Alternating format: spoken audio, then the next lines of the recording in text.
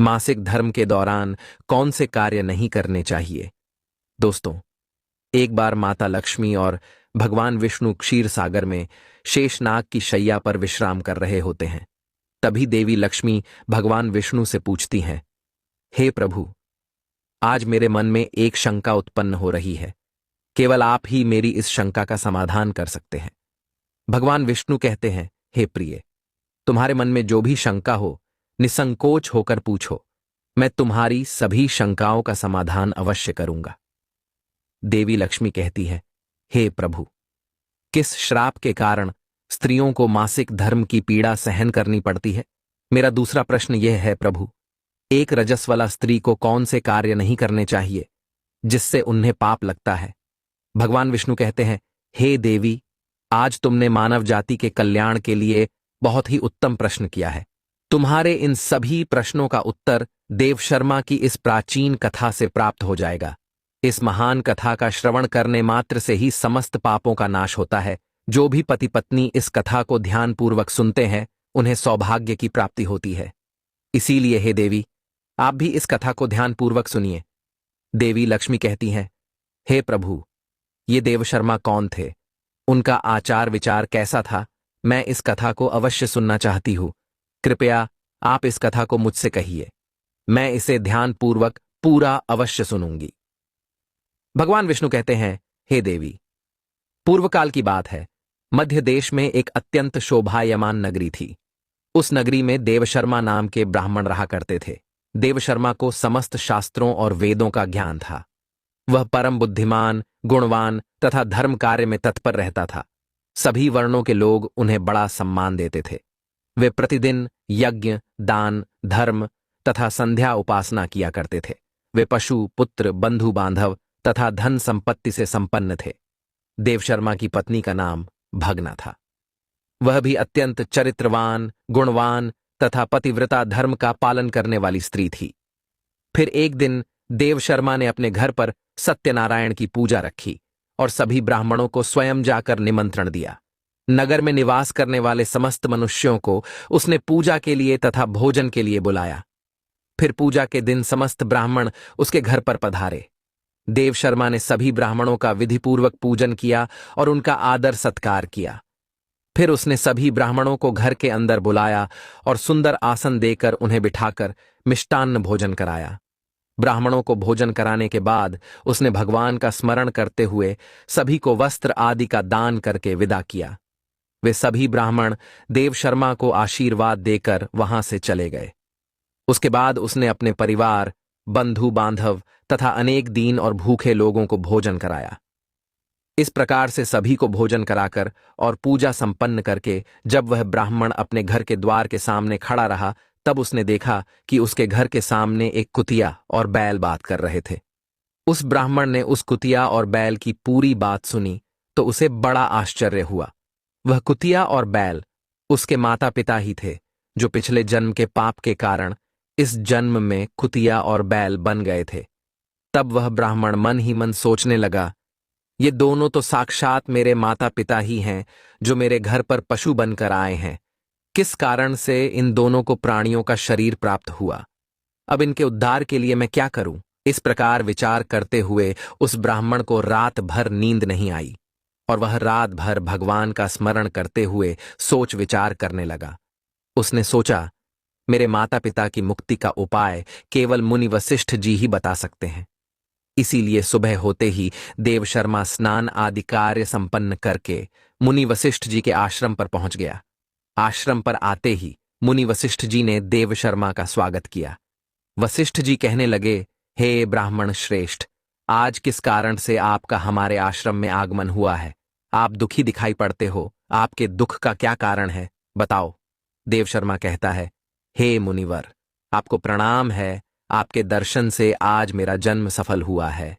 हे मुनीश्वर, आज मैं आपके पास एक शंका लेकर आया हूं। कृपया आप ही मुझे इस दुख से बाहर निकाल सकते हैं। मैं अत्यंत दुखी और दुर्बल हो गया हूं। वशिष्ठ जी कहते हैं, हे ब्राह्मण, दुख ना करो। तुम्हारी जो भी शंका हो, निसंकोच होकर पूछो। मैं अवश्य तुम्हारी शंका का समाधान करूंगा। फिर देवशर्मा कहता है, हे मुनिवर, कल मैंने अपने घर पर भगवान विष्णु का पूजन किया तथा अनेक ब्राह्मणों को और भूखे लोगों को भोजन कराया, विधिपूर्वक भगवान का पूजन किया। फिर मेरे द्वार पर एक कुतिया और एक बैल आ गया। दोनों मेरे घर के सामने खड़े होकर बात कर रहे थे। सबसे पहले कुतिया उस बैल से इस प्रकार से कहने लगी, हे स्वामी, आज जो घटना घटी उसे सुनिए। हमारे पुत्र के घर में ब्राह्मणों के भोजन के लिए जो दूध रखा था, एक सांप ने उस दूध के बर्तन में अपना विष उगल दिया था, जिसे देखकर मुझे बड़ी चिंता होने लगी। उसी दूध से भोजन बनने वाला था। अगर सभी लोग उस दूध को खा लेते तो उनकी मृत्यु हो जाती। इसीलिए मैंने उस बर्तन में से सारा दूध पी लिया। जब बहू की दृष्टि मुझ पर पड़ी तो उसने मुझे खूब पीटा, जिसे मेरा अंग भंग हो गया। मुझे बहुत पीड़ा हो रही है, इसी कारण से मैं लड़खड़ाते हुए चल रही हूं। मुझे ये पीड़ा सहन नहीं हो रही है। कुतिया की बात सुनकर वह बैल बहुत दुखी हुआ और वह खुद का वृतांत सुनाने लगा। हे प्रिय, अब मैं तुम्हें मेरे दुख का कारण सुनाता हूं। मैं पूर्व जन्म में इस ब्राह्मण का पिता था। आज इस ब्राह्मण ने सभी लोगों को भोजन कराया, किंतु इसने मेरे सामने घास तक नहीं डाली और ना ही मुझे जल पिलाया। इसी कारण से मैं बहुत दुखी हो गया हूं। फिर देवशर्मा कहने लगा, इस प्रकार से अपने माता पिता को कुतिया और बैल के रूप में ऐसा बोलते हुए देखकर मुझे बड़ा दुख हो रहा है। मुझे रात भर नींद नहीं आ रही है। हर क्षण मुझे चिंता सता रही है। मैंने कभी कोई पाप नहीं किया है, हमेशा धर्म के कार्य किए हैं, फिर भी मेरे माता पिता को ऐसे कष्ट झेलने पड़ रहे हैं। इसी कारण से आज मैं आपके पास आया हूं। कृपया आप अपनी योग शक्ति से पता करके मुझे बताइए, किस कारण से मेरे माता पिता की ऐसी दुर्दशा हुई है और उनकी मुक्ति के लिए मुझे कौन सा कर्म करना चाहिए। फिर गुरु वशिष्ठ ध्यान लगाते हैं और उस ब्राह्मण के माता पिता के पूर्व जन्म के कर्मों को देखते हैं और देव शर्मा से कहने लगते हैं, हे ब्राह्मण, तुम्हारे माता पिता ने पिछले जन्म में घोर पाप किया है। उसी पाप के कारण आज उनकी ऐसी दुर्दशा हुई है। देव शर्मा कहता है, हे गुरुदेव, किस पाप के कारण मेरे माता पिता की दुर्दशा हुई है, कृपया विस्तार से बताइए, मैं जानना चाहता हूं। फिर ऋषि वशिष्ठ कहते हैं, हे ब्राह्मण देवता, तुम ध्यान से सुनो। ये बैल जो तुम्हारे पिता हैं, ये पिछले जन्म में कुंडी नगर के श्रेष्ठ ब्राह्मण रहे हैं। इन्होंने एक दिन एकादशी का व्रत करके भोजन किया था। एकादशी के व्रत के दिन इसने दान धर्म भी नहीं किया। इसने द्वार पर आई गायों को कभी भोजन नहीं खिलाया। इसने अपने पितरों का श्राद्ध भी विधिपूर्वक नहीं किया। तुम्हारे पिता ने पिछले जन्म में मासिक धर्म के दौरान ही तुम्हारी माता के साथ संबंध बनाया था और इसी पाप के कारण इसे इस जन्म में बैल का रूप प्राप्त हुआ है। अब तुम्हारी माता के बारे में सुनो। तुम्हारी माता ने रजस्वला होते हुए भी भोजन बनाया। मासिक धर्म के दौरान ही इसने भगवान की पूजा की, तुलसी को जल चढ़ाया। रजस्वला होते हुए भी इसने भगवान को भोग लगाया। इसी कारण से इसे महापाप लगा है। मासिक धर्म के दौरान स्त्री 3 दिनों के लिए अपवित्र हो जाती है। मासिक धर्म के दौरान स्त्री को पूजा पाठ नहीं करना चाहिए। स्त्री को इन 3 दिनों में अपने बाल भी नहीं धोने चाहिए, इससे पति की आयु कम होती है। मासिक धर्म के दौरान पेड़ पौधों को स्पर्श न करे। रजस्वला स्त्री के साथ संबंध भी नहीं बनाना चाहिए। जो पुरुष रजस्वला के साथ संबंध बनाता है उसे ब्रह्म हत्या का पाप लगता है। जो रजस्वला के वस्त्रों को स्पर्श करता है उसे भी पाप लगता है। रजस्वला स्त्री के शरीर में 3 दिनों तक ब्रह्म हत्या का पाप निवास करता है और चौथे दिन ही वह स्नान करके पवित्र हो जाती है। चौथे दिन स्नान करने के पश्चात रजस्वला स्त्री को अपने पति का मुख देखना चाहिए, अन्य किसी पुरुष का मुख नहीं देखना चाहिए।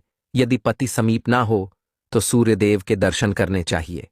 गुरु वशिष्ठ कहते हैं, हे ब्राह्मण, इसी पाप के कारण तुम्हारे पिता को बैल और तुम्हारी माता को कुतिया का जन्म प्राप्त हुआ है। देव शर्मा कहता है, हे मुनीश्वर, अब आप मुझे मेरे माता पिता की मुक्ति के लिए उपाय बताइए। वशिष्ठ जी कहते हैं, हे ब्राह्मण, तुम किसी भी अमावस्या के दिन अपने माता पिता की मुक्ति के लिए श्राद्ध तथा तर्पण करो और दान धर्म करो। गाय की सेवा करो और गौ माता को मिष्ठान्न खिलाओ और अपने माता पिता की मुक्ति के लिए भगवान से प्रार्थना करो।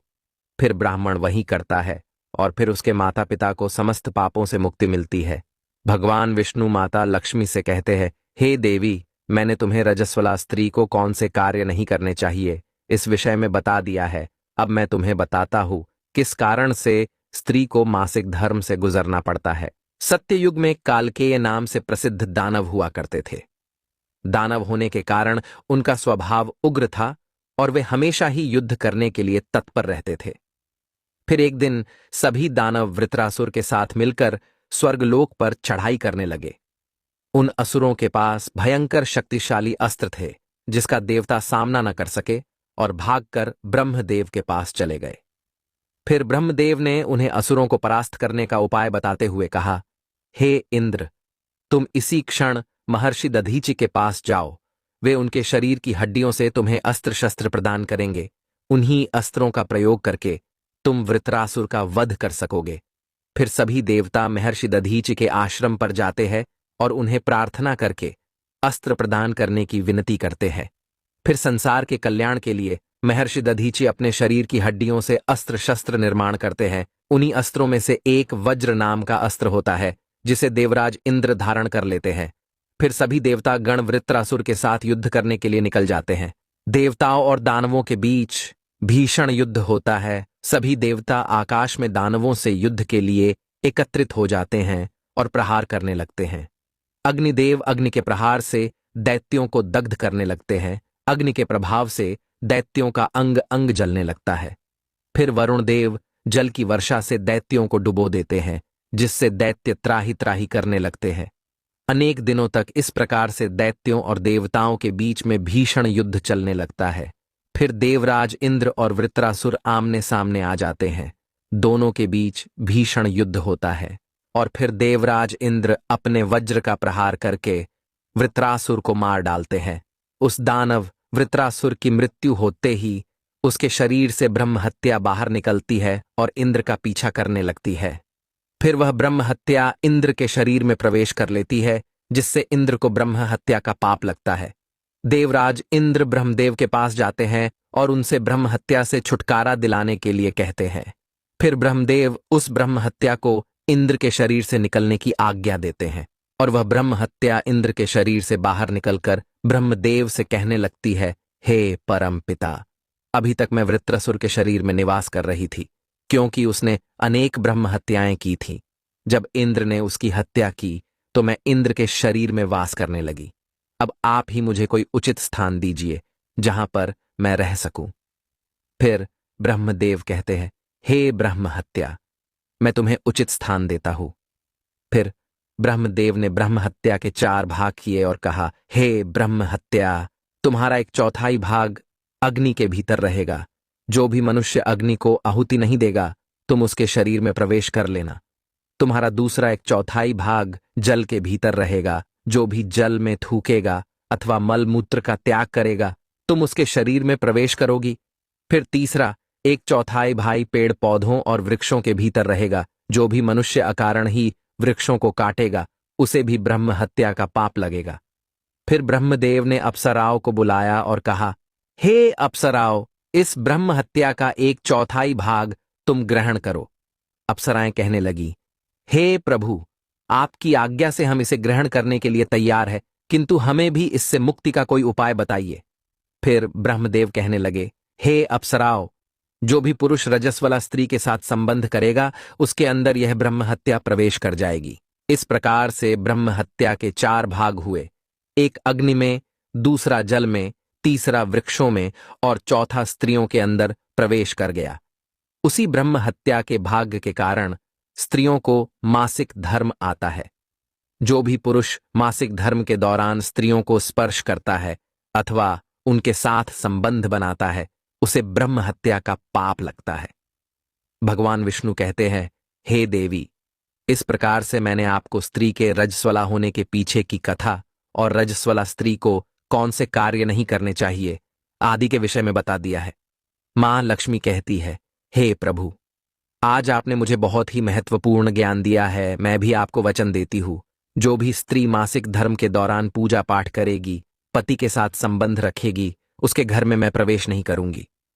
तो दोस्तों, इस प्रकार से मासिक धर्म के दौरान स्त्रियों को यह कार्य नहीं करने चाहिए।